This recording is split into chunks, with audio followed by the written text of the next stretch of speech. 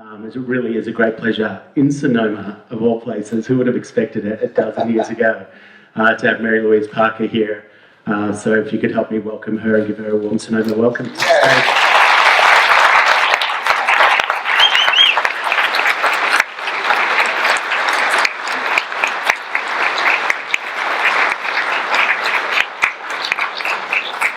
It is weird when you have these tributes and you have these clips of so many different projects over time.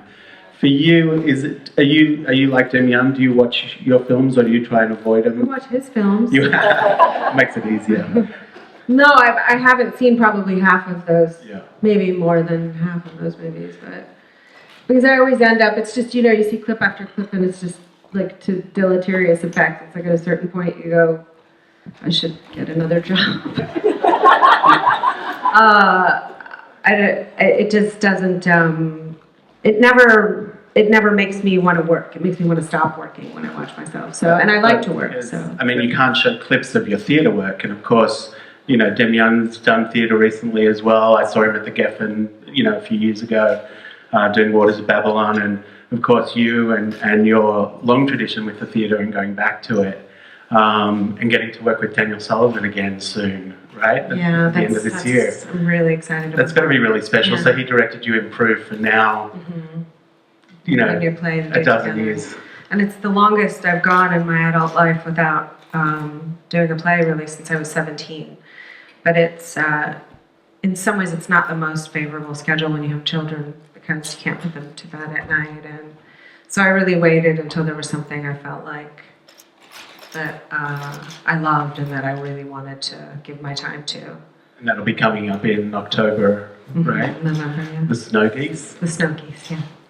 Very cool. So it's weird because it's such a part of your lives, and yet that's the one thing you can't really show a clip of, as well. So, but we can keep the fantasy that we were great. That's right. Show us that. It just blows our fantasy. With these films, a lot of times it's a one-shot deal. Were there any of those characters that you wish you could have spent more time with?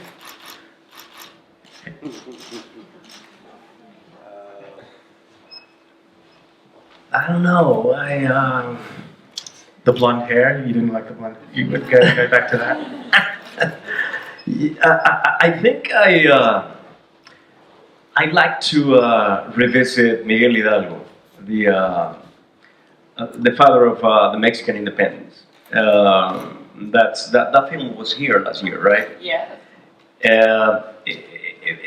This man was such a wonderful man and a bigger than life and a lover of the arts and theater and music and all that, and then he offered his life for everyone else, freedom and well-being and everything. So it's fascinating. That man's life is fascinating. We only told a smaller part of his life. It is important for our community to understand that our historic figures have a human side. And there was something on you with that character that you seem to enjoy very much, showing the true dimension of this man. I can see why he stayed with you so powerfully. Oh, thank you very much. I enjoyed doing it. It was a really difficult journey for me for many reasons. I had to. A lot of people ask me how easy is it for you in Mexico or anywhere else. And I remember taking this plane and going all the way there to convince them that I could play, that I wanted to play. And a lot of people might think that everything, it's easier throughout the time and all that. And Antonio Serrano and I have worked together before on Sexo, Poder y Lágrimas with the blonde hair kind of thing. And but still, I had to fly and fight for that part because that's pretty much the way I see it. It's difficult to find good material and great characters, so whenever I see one, I fight for it.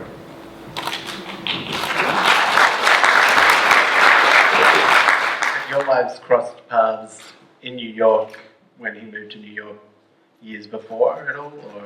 I probably waited at her table when I was working.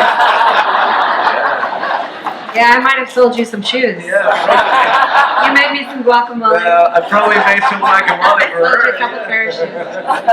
Maybe I brought a couple of margaritas to your table. Well, I wouldn't have let you get away if you did. speaking of which, what were those jobs that you were doing before that first acting role? What did you quit after saying, okay, so this is the career I'm going to follow? I grew up doing theater in Mexico with, I was born in a theater family. My parents, my father is a theater director, my mom's an actor, and both my brothers are actors too. And so I was doing professional theater ever since I remember, since I was a kid. And then whenever I would go and see Gene Hackman on a French Connection, or Jack Nicholson on One Flew Over the Cuckoo's Nest, or Hoffman on Kramer versus Kramer, or Pacino on The Godfather, and De Niro on Taxi Driver. I remember going back home on the bus playing those characters and thinking, wow, I have to go over there. I would love to drive a cab in New York. Yeah. So I don't even know why I was thinking those crazy ideas, because I didn't even speak any English. And so I thought, that's a perfect job, because no one does, right? I mean, no cab drivers does that, right? In New York, anyway. So, and then I finally moved when I was 22, and everyone around me thought I was crazy, because, of course, what?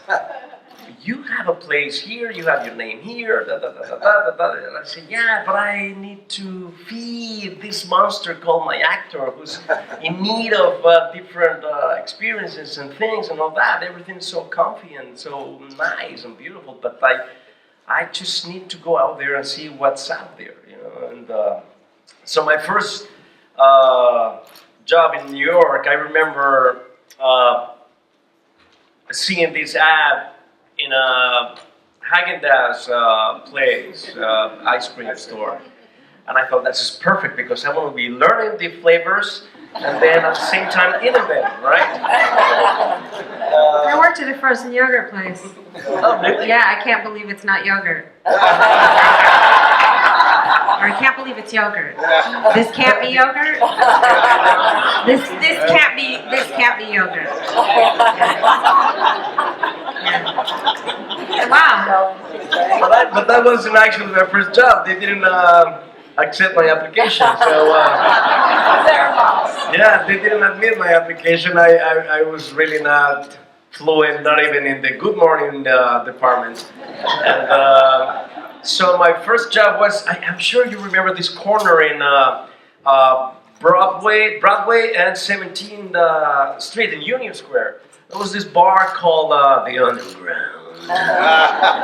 And it was pretty dark in many ways. What was the first job in your career, the first acting role that you knew meant that you never had to turn back to that sort of thing again? What was it that you could say, from now on? I was three, and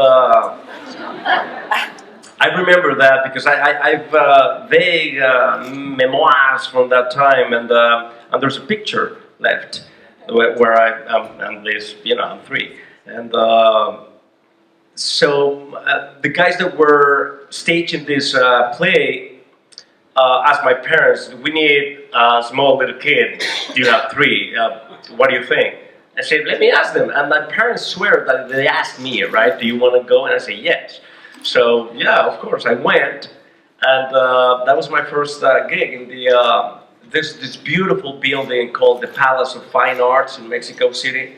If you ever go to Mexico City, please step in. There's some beautiful murals, but some of the most fantastic muralists ever. And so that was my first acting job. Yeah. Do you still have? Well, I did a lot of regional theater, and I had to keep working jobs while I was doing that. So my first job when I got my equity card was Tennessee Williams playing Night of the Iguana, and that was pretty thrilling for me to get my equity card, because I just thought I was going to be a regional theater actor. I never really thought I was going to do movies and TV. And so getting my equity card to me was sort of, that was the pinnacle, And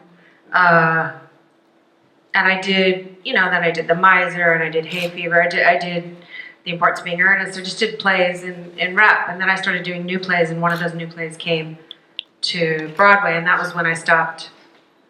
The other jobs was when I did Pray the To a Kiss off Broadway with Alec Baldwin, and then it moved to Broadway. And after that, I didn't really do any other. And got a Tony nomination straight out, right? Yeah. What was that? I was quite young when I look back. I think I was 23, but does that feel like forever ago, or does it feel like living memory, like recent memory when you think about it? Memory is such a strange thing, you know. I feel like time is such an illusion, and I never can tell if something feels just out of reach or, you know, a million years ago. It's just, it depends, you know, where you are. Sometimes I'll walk by what was Circle Rep, and I'll remember what it was like there, and most of those memories feel quite far away because I'm a mother now, so everything that most of my brain space is taken up with my children, and there's not much room for much else. And before, it just used to be acting. It was more important to me than boyfriends or anything. It was just really acting. There are a lot of actors that say that they would try and tell their kids to be anything but. Are you happy to nurture that creative side in them, let them kind of go down that path? I mean, it's such a cliche, you know, but I really, really just want them to be happy. And my daughter the other day, she said, "Mommy, when I grow up, I want to be a waitress." And I was like, you know what? If you are happy, I want you to be a waitress too. You know, but for you, coming on board this show, I mean, it was kind of after West Wing. Did it feel like a risk, or did it feel like a safe bet? No, it didn't feel safe. Because I've been offered some shows that were pretty much, I knew they would be successful, and this one I pretty much thought wouldn't. But I don't know, I just liked it. And I had people literally say to me, "You're going to be on Showtime? There's no shows on Showtime. Why are you going to, you know?" And I was just like, I don't really care where it is. I would have done it on Amazon Live. I just wanted to do that part. And it was dark and perverse, and there was something poetic about it. And I had an idea. You know, if you don't have an idea, there's no point in doing it.